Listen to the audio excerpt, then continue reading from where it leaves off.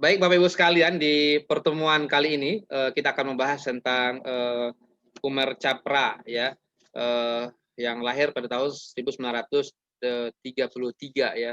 Jadi Masya Allah, Allah kasihkan umur yang panjang.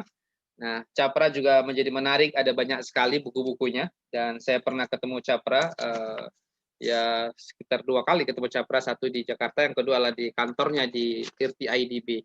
Nah, ada banyak sekali buku-buku Chapra. Ini adalah Umar Chapra yang sangat heboh, heboh dalam arti kata banyak penasarannya orang-orang Indonesia. Dan ini siklus ya, siklus Holdun kemudian menjadi siklus Chapra, dan ini menjadi menarik, akan kita bahas berikutnya. Lalu kemudian ada juga uh, Umar Chapra juga, Islam dan tantangan ekonomi ya. Jadi dan banyak lagi sistem moneter ya, sistem banyak sekali. Chapra termasuk yang sangat produktif ya dalam hal menulis ini. Nah, Bapak Ibu sekalian yang dirahmati Allah, nah kita akan lihat sebenarnya siapa Chapra, lalu kemudian bagaimana hidupnya dan berbagai macamnya. Nah, inilah Chapra. Nah, Bapak Ibu, saya punya kesempatan spesial. Kalau Bapak Ibu perhatikan, ini adalah mejanya Chapra. Ini adalah kursi beliau, duduk di kantor beliau. Alhamdulillah, kadarullah. Ini masih muda ya, masih kurus banget ya. Ketemu Umar Chapra di IRTI IDB. Nah, ini dia adalah di Jeddah ya, di kantor beliau. Pada saat itu ya sekitar 10 tahun yang lalu ya. Saya ketemu Chapra itu pun atas rekomendasi Bang Adi Warman Karim, yang dia bilang nanti kalau ke Jeddah mampir di IRTI IDB, lalu kemudian alhamdulillah saya dikasih banyak buku.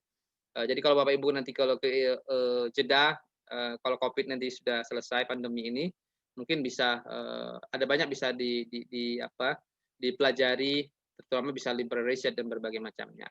Baik Bapak Ibu sekalian, beliau lahir di Pakistan 1 Februari 1933.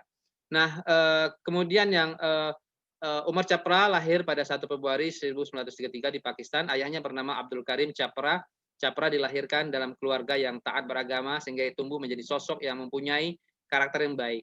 Masa kecilnya dihabiskan di tanah kelahirannya hingga berumur 15 tahun, kemudian ia pindah ke Karachi untuk meneruskan pendidikannya. Di sana sampai meraih gelar PhD dari Universitas Minnesota. Dalam umurnya yang ke-29, ia mengakhiri masa lajangnya dengan menikahi Khairunisa Jamal Mundia tahun 1962.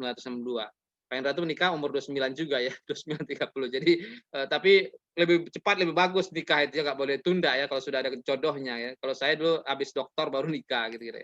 Nah, Betul, Pak, betul.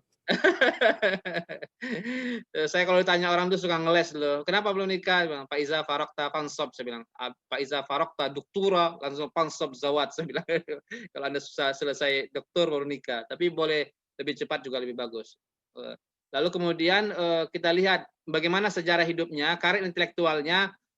Dr. Chapra ini mengawalinya ketika mendapatkan medali emas. Tadi sudah dijelaskan oleh pemakalah ya, dan saya tidak jelaskan lagi. Lalu Chapra terlibat dalam berbagai organisasi dan pusat penelitian ya. Jadi Masya Allah luar biasa, dia ini sangat produktif sekali Chapra ini. Jadi kalau kita perhatikan banyak sekali lembaga-lembaga ekonomi ya yang beliau ikuti.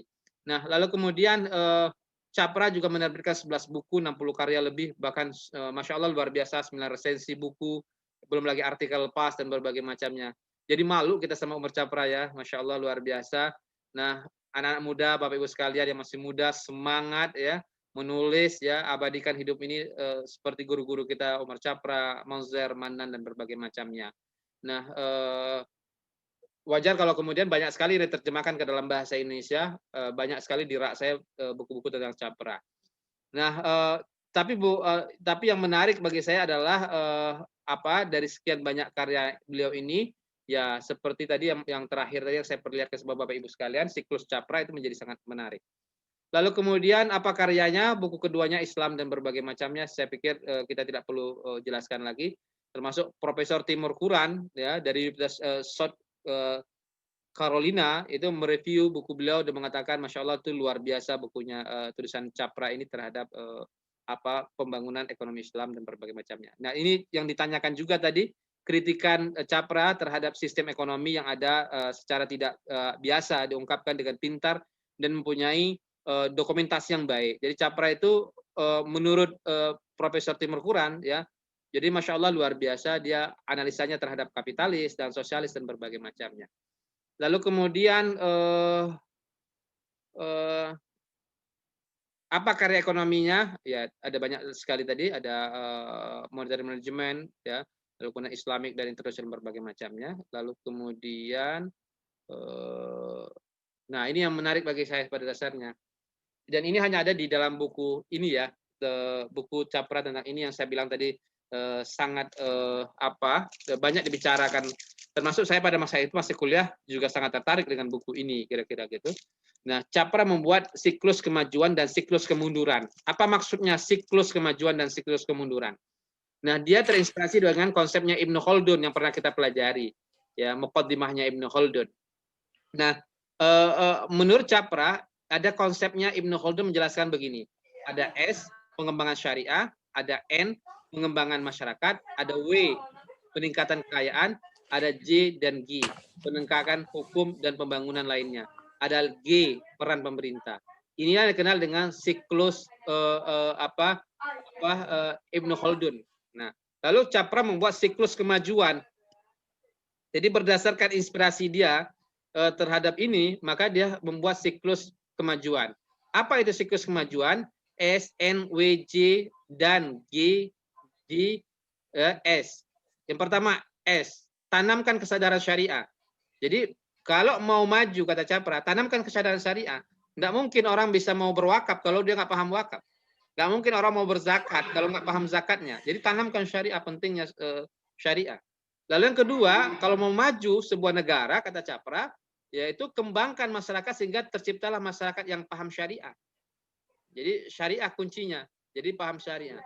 Yang ketiga, kata Capra, kalau mau maju sebuah negara, jadi meningkatkan kekayaan masyarakat, paham syariah tadi. Kalau dia paham syariah tapi dia miskin, gimana caranya gimana dia bisa berzakat, gimana dia bisa berwakaf, orang nggak punya duit. Jadi selain paham syariah, tingkatkan ya kekayaan masyarakatnya. Nah, ini menjadi menarik ya, contoh-contoh di banyak negara yang kita lihat sekarang ini. Lalu yang keempat, J dan G, pembangunan hukum dan keadilan. Dan hampir semua tokoh-tokoh ekonomi Islam yang kita bicarakan dari Abu Yusuf, Abu Ubaid dan berbagai macamnya sampai hari ini selalu ya masalahnya lah keadilan. Kalau keadilan tidak diciptakan, maka sebuah negara akan hancur, akan hilang kira-kira dalam bahasa Rasulullah itu. Jadi umat-umat terdahulu kata Rasulullah, ketika hukum itu tidak ditegakkan, maka dia akan hancur. Jadi ini Masya Allah. Lalu kemudian pada tahap ini kita memiliki masyarakat yang paham syariah, yang kaya dan berkeadilan. 3 keywordnya ya. Apa tadi Pak? Paham syariah, lalu kemudian kaya, yang ketiga berkeadilan. Yang repot itulah syariahnya nggak paham, sudah nggak punya uang, lalu kemudian nggak adil lagi. Ya, nah itu yang repot kan. Nah, kemudian apa yang kelima? Menegakkan pemerintahan yang kuat. Nah, jadi pemerintahan yang kuat itu menjadi sangat penting juga. Itu yang dilakukan oleh Rasulullah kan. Bagaimana Rasulullah membangun peradaban dari Madinah yang Masya Allah luar biasa, yang kemudian pada akhirnya mampu melakukan Fathul Mekah, menaklukkan kota Mekah. Jadi kenapa? Karena punya kekuatan kan, kekuatan ekonomi, kekuatan sistem dan berbagai macamnya. Nah, Bapak Ibu sekalian yang dirahmati Allah, lalu kita lihat lagi Capra juga membuat, kalau yang tadi adalah siklus kemajuan, inilah siklus kemunduran. Bagaimana sebuah negara akan menjadi mundur? J dan G, ya, W, N, S, G, J dan G. Bayangkan kata Capra, keadaan anarkis, chaos, ya, rusuh dan berbagai macamnya itu. Pertama, satu, J dan G. Hukum tidak ditegakkan dan pembangunan tidak berorientasi pada keadilan. Kalau ini yang terjadi, maka ini dikatakan siklus kemunduran. Tidak ditegakkan, pembangunan tidak berorientasi pada keadilan. Ya, lebih berorientasi pada orang yang punya uang, yang membela yang punya uang, yang membela yang berbagai macamnya. Ini yang terjadi, maka kemunduran. Lalu yang kedua, W, kekayaan yang telah terakumulasi sirna terjarah oleh tindakan anarkisme. Nah ini, jadi Masya Allah. Yang ketiga, N, ya, lapangan pekerjaan dan kegiatan masyarakat menyusut maksud saya, menyusut. Jadi nggak ada lapangan pekerjaan, gimana orang bisa makan, gimana bisa orang mendapatkan nafkah dan berbagai macamnya. Lalu yang keempat, S, syariah terasa seperti utopia, ya, seperti utopia. Apa utopia itu? Ada yang tahu utopia? Jadi Hah? awang-awang. Lalu kelima, G, melemahnya pemerintahan. Ya, jadi pemerintahan ini melemah. Ya. Lalu menyusutnya kegiatan masyarakat dan lapangan kerja menjadi titik balik kesadaran masyarakat untuk kembali kepada syariah. Nah, pada saat itu baru masyarakat rindu dengan syariah. Wah, gue rindu dengan keadilan. Gue rindu ya. Karena kemarin menjadi menarik bagi saya menghadiri pengukuhan guru besar seorang teman tentang pemikiran Islam. Ternyata di tengah pandemi ini orang lebih taat kepada Allah karena dengan janji-janji Allah. Ya, orang tidak lari dari kapitalisme, lari pada sosialis. Kenapa? Janji-janji kapitalis sosialis nggak terbukti. Orang cuma takut dengan janji Allah, dengan apa? Rindu dengan janji Allah, surga dan berbagai macamnya. Dan ini masya Allah luar biasa.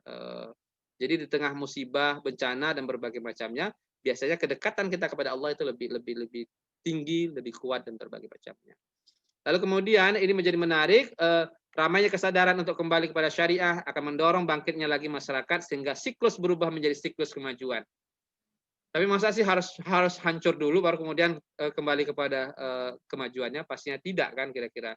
Tapi yang namanya sejarah selalu terulang kira-kira begitu. Jadi energinya akan habis lagi kan kira-kira gitu. Nah, saya pikir ini ya siklus yang dibuat oleh Capra, ada namanya siklus kemajuan, ada siklus kemunduran. Tapi dari siklus kemunduran pada akhirnya menurut Capra orang akan rindu untuk maju. Nah, orang akan rindu untuk bersatu ketika sudah hancur, blur dan berbagai macamnya. Dan itu yang terjadi di banyak negara dan berbagai macamnya. Nah, mudah-mudahan kita tidak menjadi siklus kemunduran, tapi tetap istiqomah dalam siklus kemajuan kira-kira gitu.